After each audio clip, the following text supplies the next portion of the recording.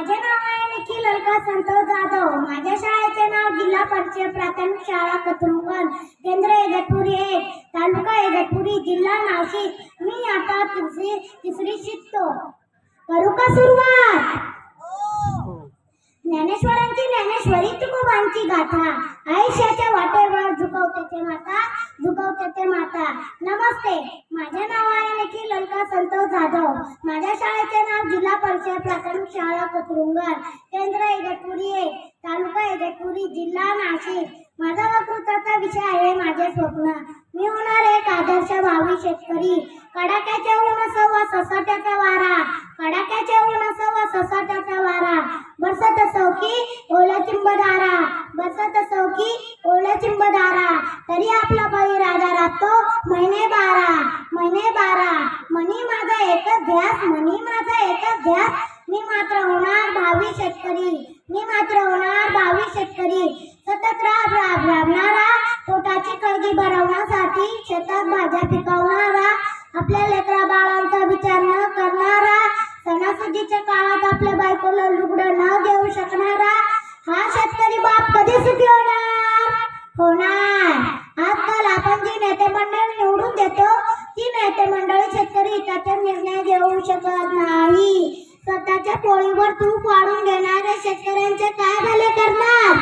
सतत 3 वर्षे आसमानी संकटाने, आता तर काय ओल्या दुष्काळाने हातातोंडाशी आलेला घास पाळून नेला हो.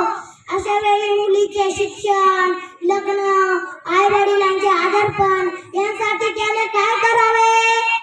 शेतकऱ्याच्या डोक्यावर कर्जाचा बोजा वाढला आहे. सावकारी सोसायटीच्या यामुळे तो पुन्हा तुटून गेलाय.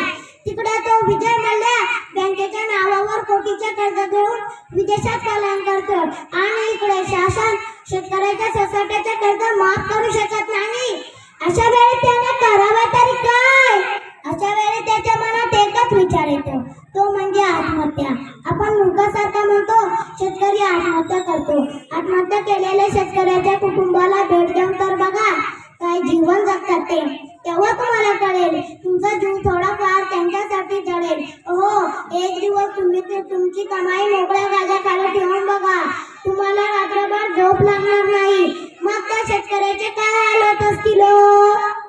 आमचे शास्त्रज्ञ सांगतात व्यापारी आणि शास्त्रीमुळे देश चालतो. नाही, जेव्हा माझा शेतकरी शेतात नांगर चालवतो ना, तेव्हा देश चालतो.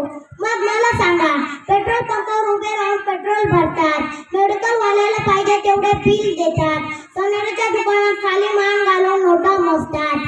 मग शेतात घाम गाळून मोती पिकवणाऱ्या माझ्या शेतकऱ्याकडून भाजी घेताना जीत का करतात? हो साहेब, बिसलरीचे पाणी पिऊन शेतमालाचा भाव ठरवता येत नाही. मी जेव्हा शेतकरी होईल ना, तेव्हा माझ्या शेतमालाचा भाव ठरवण्यासाठी तुम्हाला माझ्या बांधावरच यावं लागेल. जेवढे लिटर तुमचे मुलं दूध पितात, तेवढेच लिटर माझा शेतकरी घाम गाळून मोती पिकवतो. आम्ही जर आमच्यासाठी एक दिवस जगायचं ठरवलं ना, तर हे सारा जग उपाशी असेल. लक्षात ठेवा, आज आपल्या देशाला वाचवायचं असेल तर शेतकरी वाचला पाहिजे. शेतकरी वाचेल तर शेती वाचेल, शेती वाचली तर महाराष्ट्र घडेल. उद्याचा महाराष्ट्र घडवण्यासाठी उद्याचा भावी शेतकरी निर्माण व्हायला पाहिजे.